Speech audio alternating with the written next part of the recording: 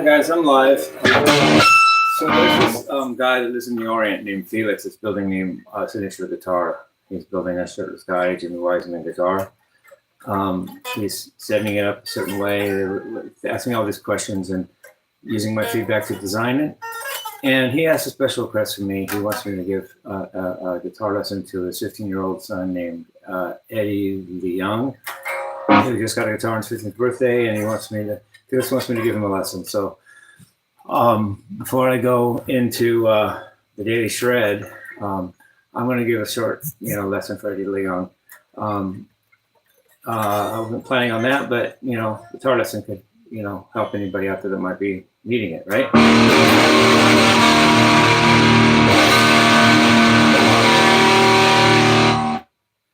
Okay, so I'm going to start the guitar lesson. First tune up. If you have an electric guitar, you bolt the strings down here, and then you tune them here, then you lock the nut here, and then you tune them here, so it's back and forth. I don't know what to say really about technique. It's just that try to make sure that your downstroke and your upstroke are equal power. Don't be all down hard and then up really soft. Try to make them equal in opposite motions, not just opposite motions. So that's one tip I have for often picking. Don't be comfortable with your upstroke, because the downstroke seems more natural because you're going with gravity. Plus your thumb pushes probably harder than your first finger, if that's how you hold your pick. Pulls, but try to keep them even. Try to keep it centered around the string evenly, so you don't go way down and then up, but only by a little bit. Try to make your swing equal for the alternate picking.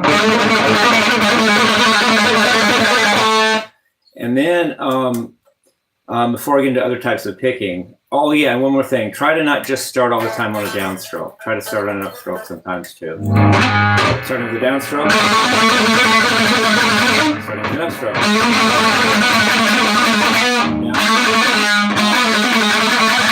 Make them even.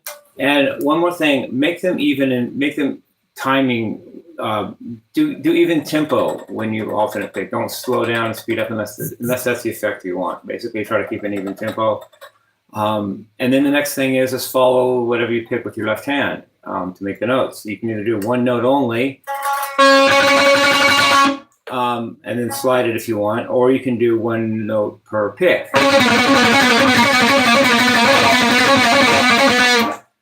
Both are good, but you're gonna get a lot more mileage, I believe, out of the one note per pick, because you're not always going to be doing just a single note. You're going to be moving your notes around, and so I suggest just getting in sync. Get your hands in sync, and don't forget to use the pinky finger, because that's the finger that's got the most trouble, because it's furthest away from the thumb, so it doesn't get as much thumb activity in real life, and it's destroyed the smallest finger. And statistically, larger fingers are more dexterous than smaller fingers. So it's further away from the thumb and it's small, but you're only as fast as your slowest finger in my book. And you shouldn't just not use your pinky, because then that gets a different sound and it's not good. You don't want that, I don't think. Only go as fast as your pinky can go, and hopefully that can, and then work on your pinky speeding up so you can go fast all around.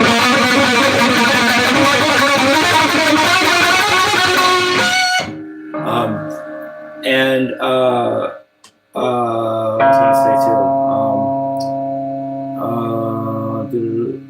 And using the pinky does give a different sound. So use your pinky a lot.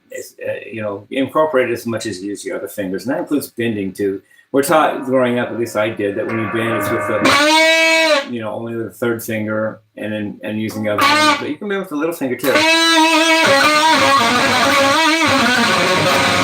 That's acceptable. I mean, what's wrong with that, right?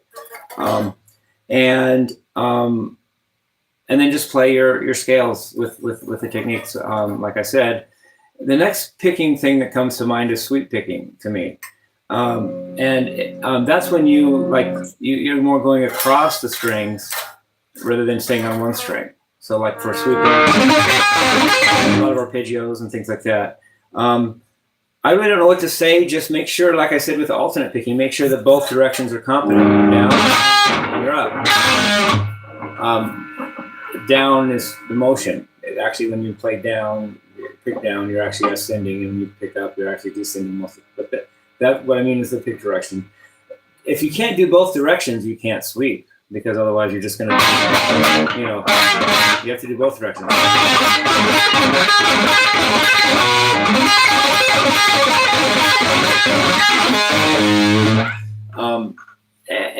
And once again, don't underestimate the upstroke. Keep both strokes in practice.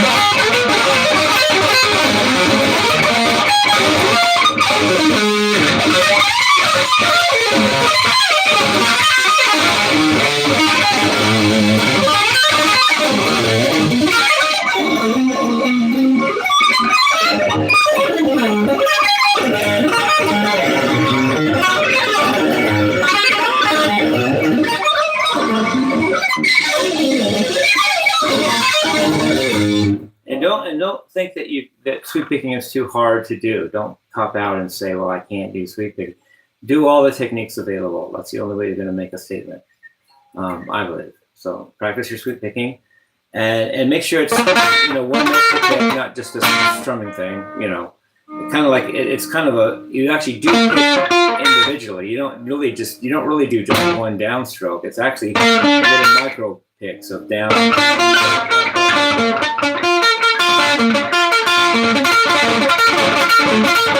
It just sounds fast. It sounds like you're doing it. It's just making a strum when you're going fast, because it looks like that, and the notes may be fast, but you're really not.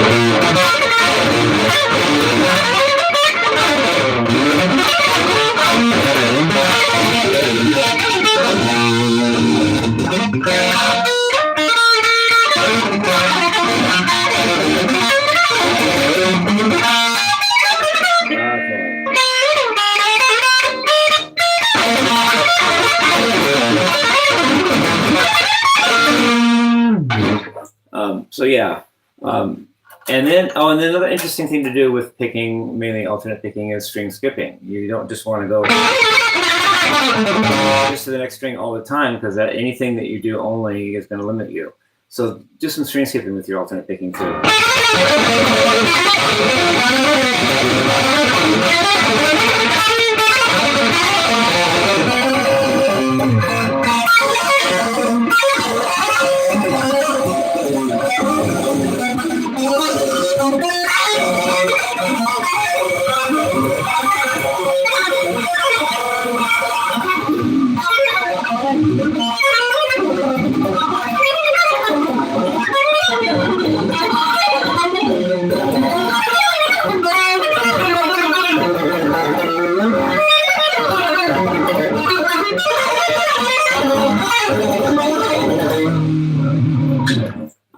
And you know, the licks are just whatever you like, whatever sound you like, but practice your string skipping.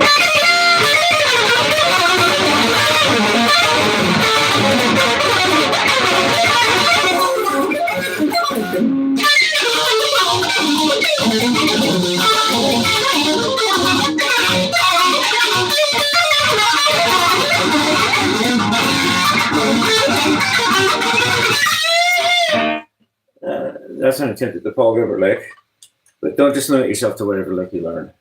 Make your own music, make it yours, and learn why you're playing those notes, and do it in different keys, and then just make your own music.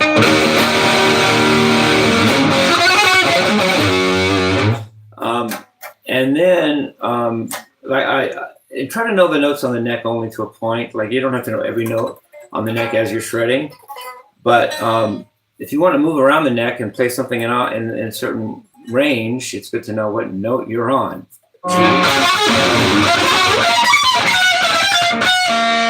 I goofed. Okay, G, try it again.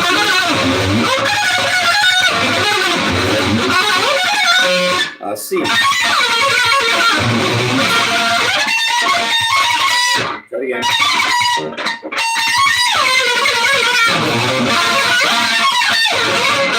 Come on.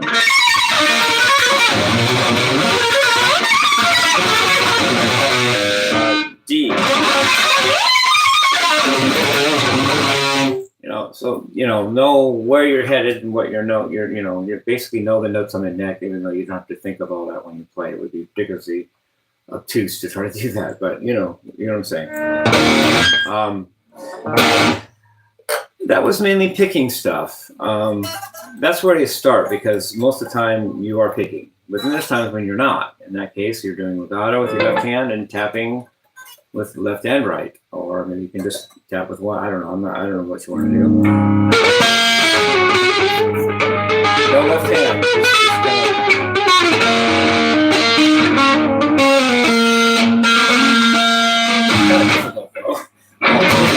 There's the fretting ideas too.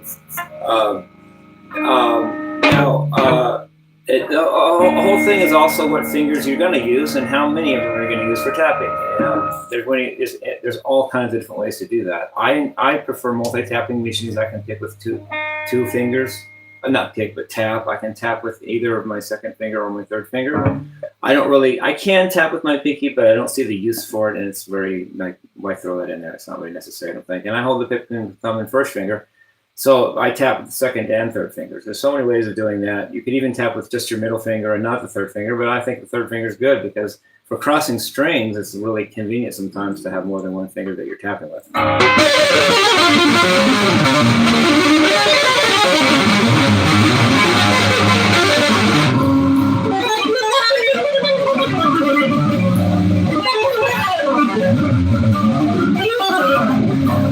Just like with the left hand, the different fingers of tapping have a different sound.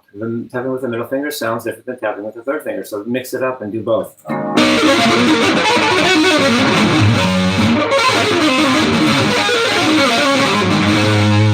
And plus, having two fingers available gives you more faster when you're going from string to string.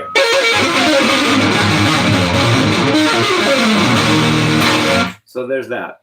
And with the left hand, just use your pinky. And focus on the weak points. You know, like if you're good at something, then you don't have to practice that. If you're not good at something, you should practice that. Don't try to sound good when you practice. Try to get better when you practice. Okay. Let's see there.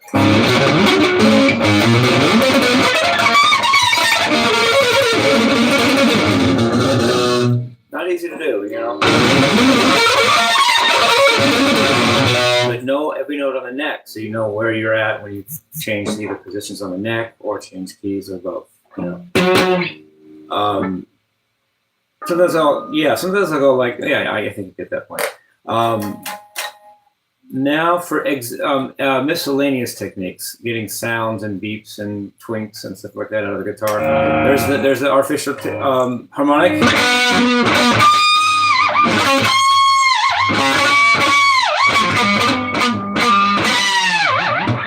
Just play with it. Usually you do a downstroke and you catch it between the thumb and the pick, and it makes a little harmonic.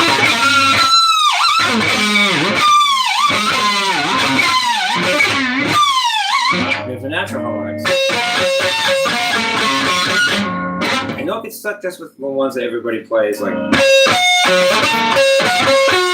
do the weird ones that are closer to the nut. I don't know what that means. I don't know if there's a pun in that or not. Fifth fret, fourth fret.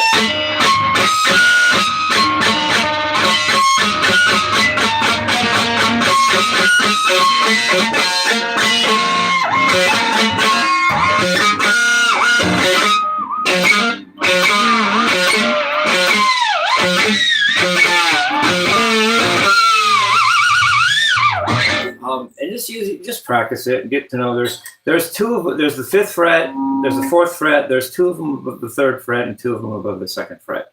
I don't want to get into if it's a certain distance. Just practice till you can do it.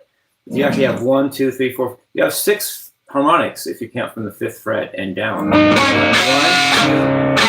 4, 5, 6. 1, 2, 3, 4, 5. So let's work on that. And don't be intimidated by lower string harmonics.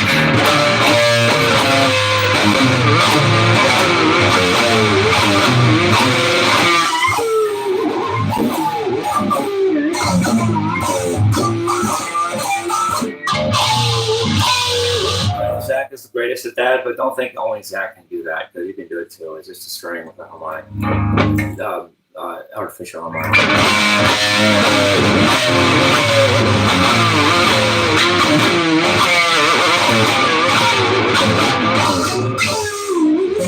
We're on about 6 strings, so if I can do it, you guys can do it if you practice it. So there's that. What else? Holding guitar if you have a monkey grip.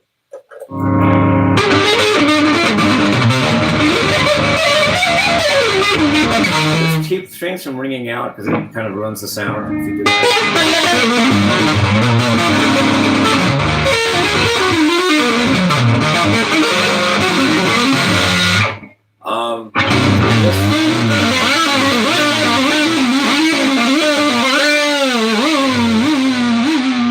You know, whatever.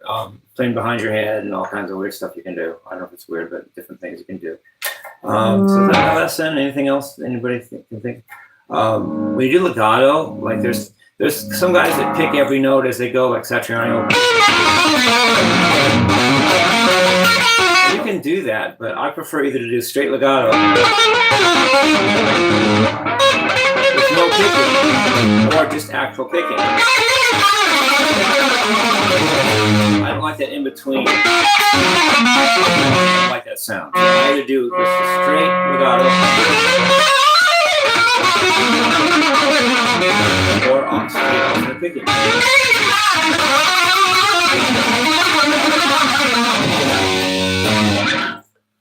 To each his own. I mean, you know, when you do the legato with the picking once in a while, it just sounds like you don't know how to alternate pick, and it kind of sounds like you're also not really doing legato because you can hear the pick, which I prefer not to do. I prefer either straight legato or straight alternate picking when you're doing scales and stuff. Don't forget to know scales on one string, though. That is an E major scale, you know, linearly or in position.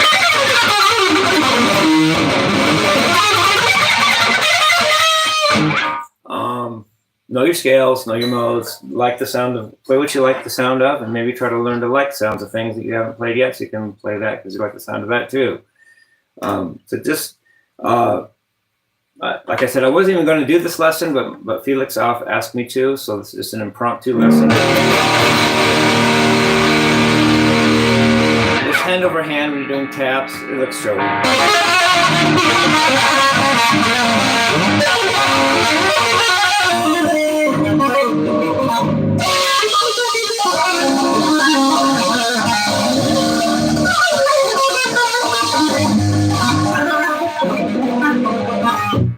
Oh.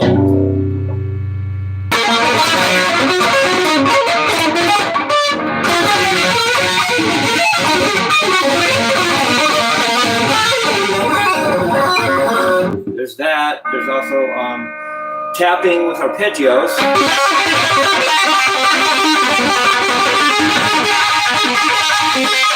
And there's tapping with scales. Whatever you like, I mean, just don't be limited. Don't say you have to play guitar a certain way or somebody does this, so I do that. Just do what you like and what you feel, and what sounds good to you and what's comfortable for your hands and what you enjoy playing and what you dig the sound of. Oh. Okay, so, and then there's a sweeping for arpeggios.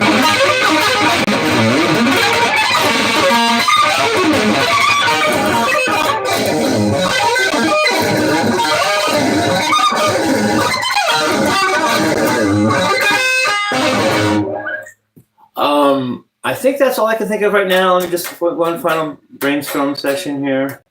Vibrato. Yeah, don't leave a whole thing out, right, Jimmy? I don't use the classical vibrato when you go back and forth. It doesn't do anything for me, and therefore I don't do the circle vibrato. I just do the rock vibrato. And just make sure that you don't just bend the finger, that you kind of use the fulcrum of the hand, like this motion with the wrist to do it. It's more vibrose and has more finesse to it and better sound. Don't just do it with your finger, like, you know, do it with your whole wrist. And you can do slight vibrato on a note, and that's where it should be, or where you fretted it naturally, or you can bend it and do vibrato, or you can bend it without vibrato, or or whatever, you know, whatever sounds good. And you can go downward, or, you know, you don't have to go always in one direction. And what they call a reverse bend isn't really a reverse bend. It's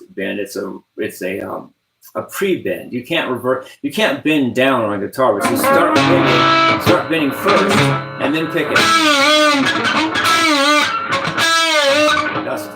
It actually should be called a pre-bend, not a reverse bend. And then the last thing, I think I'll end with the funny thing. Steve Vai's talking guitar thing. Just work with the bending and whatever sounds like the right note. And the way we go.